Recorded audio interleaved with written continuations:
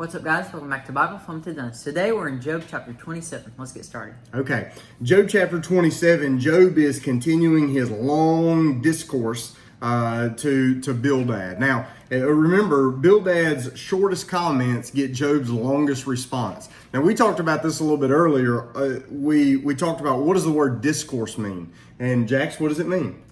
A reply. It means a reply. A discourse is when somebody wants to communicate something, so it's almost like a monologue. They've got a speech they want to give. So when it talks about this is a discourse, this is a speech. And it's a long speech to a short question. Okay? So as Job is going in this, he's making an oath. In verses about 2 through 6, he's doubling down. He's making a promise here that he is never, no matter what these guys say, he's never going to admit falsely that he has done something that deserves all of this wrath. And we know that he's right because although Job is not sinless, he's not done anything to bring all of this on. And every time you start to doubt that, go back to chapter 1 where the Bible talks about the kind of man Job was, the kind of life that he lived before God, and the way that God was proud of him. So keep going back to that. And Job is saying, I've done nothing to deserve this. But again, Job's not sinless. And in what he says, Job doesn't know everything either.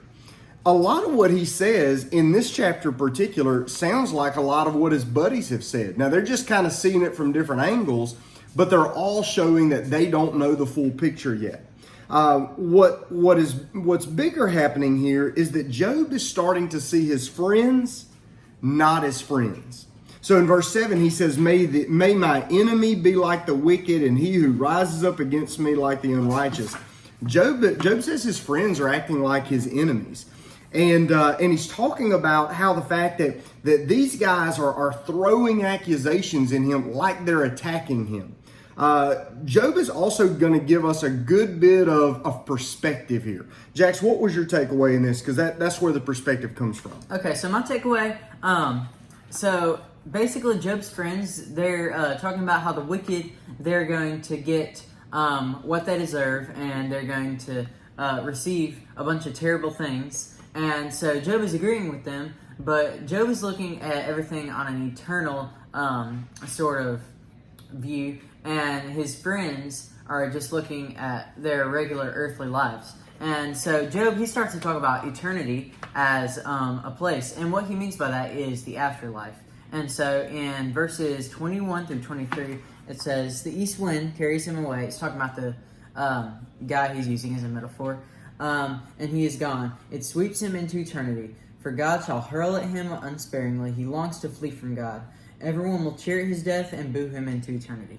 So Job, in these verses, he's talking about this wicked man. He lived a good life. He was really wealthy and he was rich. But then one night he dies and he goes to hell and he receives the consequences of his sin. Okay. So you got to remember where Job's coming from. Like in verse number 19, he said, the rich man will lie down but not be gathered up. What's that mean? If you lay down but you never get up, you are probably what? Dead. Okay? He says he opens his eyes and he is no more. So here's what we need to focus on. He says this man lays down but he never gets up. So is he alive or dead? Dead. But then it says, but he opens his eyes. Well, how does a dead man open their eyes? His soul. So what Job is talking about here, he says, this guy is going to die. He says, but his eyes are going to open somewhere. See, all of us can go back to what Job's friends have said. They said, if you're wicked, God's going to get you. He's going to destroy you. He's going to take away. He's going to punish. He's going to discipline. He's going to really zap you until you get right. Well, Job says, well, what about all the rich people that are wicked and that have everything they want and they live a good life? He said, well, how do you deal with those? And the friends would say, well, you just explain that because they've got hidden sin. So we, they're wicked, but maybe nobody has seen it yet. And so they can't explain what they can't see. Job says, no. He says, guys, what you need to understand is there's an eternity at play. So we don't measure this world based on how many blessings we have. We measure life based on where we spend eternity. There's a good bit here that Job is going to go through where he's talking about his counselors. Job says his friends are acting like his enemies. They're supposed to be his counselors, but they're really his attackers. And what we're finding is that human counselors are helpful, but they're not infallible. They don't know everything. So we need more than what humans can offer us. We need something better.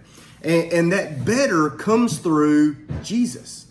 As a matter of fact, Isaiah chapter 9 verse 6 tells us this about Jesus. He says, "For unto us a child is born, and unto us a son is given, and the government will be upon his shoulder, and his name will be called Wonderful Counselor, Mighty God." So Job says, listen, I need a counselor that's better than you guys. And God said, I got a plan for that.